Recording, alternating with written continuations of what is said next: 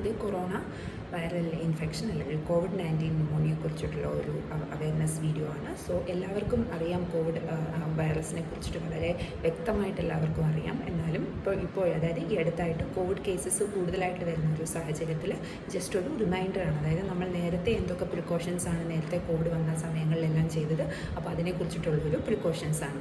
അപ്പോൾ അതായത് പ്രത്യേകിച്ച് എല്ലാ പനിയും ജലദോഷവും ചുമയും കോവിഡ് ആയിരിക്കണമെന്നില്ല എന്ന് വെച്ച് നമുക്കൊരു ചെറിയ ജലദോഷം വന്നാലും അത് കോവിഡ് അല്ല എന്ന് പറയാനും പറ്റില്ല.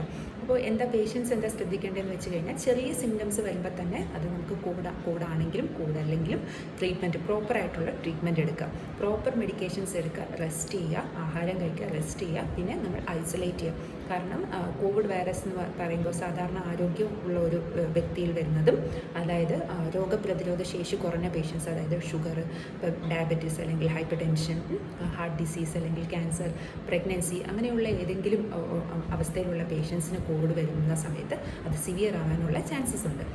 അപ്പോൾ നമ്മൾ എന്താ ചെയ്യുന്നത്, പ്രത്യേകിച്ചും വീട്ടിൽ അതായത് വയസ്സായ ആളുകളൊക്കെ ഉണ്ടെങ്കിൽ, കുട്ടികളൊക്കെ ഉണ്ടെങ്കിൽ നമ്മൾ അവരിൽ നിന്ന് ഐസൊലേറ്റ് ചെയ്യണം. അതായത് ചെറിയൊരു പനി ജലദോഷമൊക്കെ ആണെങ്കിലും മാക്സിമം ഐസൊലേറ്റ് ചെയ്യുക, ബാക്കിയുള്ളവരിലേക്ക് അത് സ്പ്രെഡ് ചെയ്യാതിരിക്കാനായിട്ട് മാക്സിമം നോക്കുക.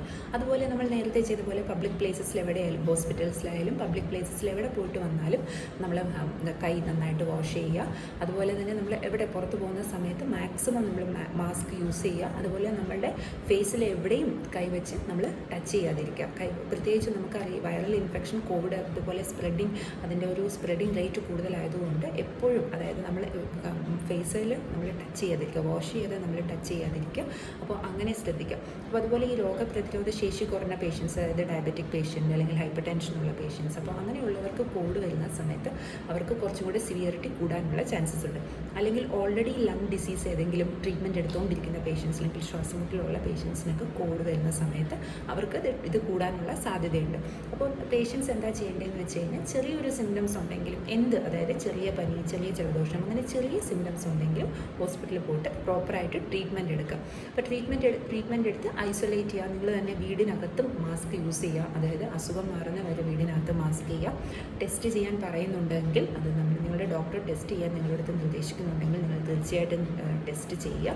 അപ്പോൾ കോവിഡിൻ്റെ സിംറ്റംസ് അതായത് നമുക്ക് എല്ലാവർക്കും അറിയാം, ചെറിയൊരു ജലദോഷം മാത്രമായിട്ട് വരാം, അല്ലെങ്കിൽ ടേസ്റ്റ് പോവാം, സ്മെല്ല് പോവാം, ടേസ്റ്റ് പോവാം, ചുമ വരാം, ത്രോട്ട് ഇൻഫെക്ഷൻ പോലെ വരാം, അല്ലെങ്കിൽ റെസ്പിറേറ്ററി അതായത് കോവിഡ് സിവിയർ ആയിട്ടുള്ള കൊറോണ വരികയാണെന്നുണ്ടെങ്കിൽ ശ്വാസമുട്ടൽ വരാം, അതുപോലെ ക്ഷീണം, തളർച്ച, വിശപ്പില്ലായ്മ, ചിലർക്ക് വോമിറ്റിംഗ് ഉണ്ടാവും, ചിലർക്ക് ലൂസ് മോഷൻ ഉണ്ടാവും. അപ്പോൾ ഇതൊക്കെയാണ് നേരത്തെ കോവിഡ് വന്ന സിംറ്റംസ് ഒക്കെ, നമുക്ക് കൊറോണ വന്നതിലുള്ള സിംറ്റംസ്. അപ്പോൾ ഇതുപോലെയുള്ള എല്ലാ സിംറ്റംസും കോവിഡ് ആവണമെന്നില്ല. അപ്പം ആദ്യമേ ട്രീറ്റ്മെൻറ്റ് എടുക്കുകയാണെങ്കിൽ നമുക്ക് സുഖപ്പെടുത്താവുന്നതേ ഉള്ളൂ. കൊറോണ വൈറൽ അതായത് എങ്ങനെയാണോ ഒരു വൈറൽ ഇൻഫെക്ഷൻ ബാക്കിയുള്ള വൈറൽ ഇൻഫെക്ഷൻസ് വരുന്നത്, അപ്പോൾ അങ്ങനെ നമ്മൾ പ്രോപ്പർ ട്രീറ്റ്മെൻറ്റ് എടുക്കുകയാണെങ്കിൽ കൊറോണ വൈറസിനെ നമുക്ക് അതായത് സിവിയറിറ്റി, അതായത് അത് സിവിയർ ആവാതെ ക്രിട്ടിക്കൽ ആവാതെ അതിന് മുന്നേ നമുക്ക് ട്രീറ്റ് ചെയ്ത് സുഖപ്പെടുത്താനായിട്ട് സാധിക്കും. അപ്പം ഏറ്റവും കൂടുതലായിട്ട് ശ്രദ്ധിക്കേണ്ടത് അതിൻ്റെ പ്രിക്കോഷൻസ് ആണ്. ഓക്കെ, പ്രോപ്പറായിട്ട് മാസ്ക് ധരിക്കുക, സാനിറ്റൈസർ അല്ലെങ്കിൽ ഹാൻഡ് വാഷ് യൂസ് ചെയ്യുക.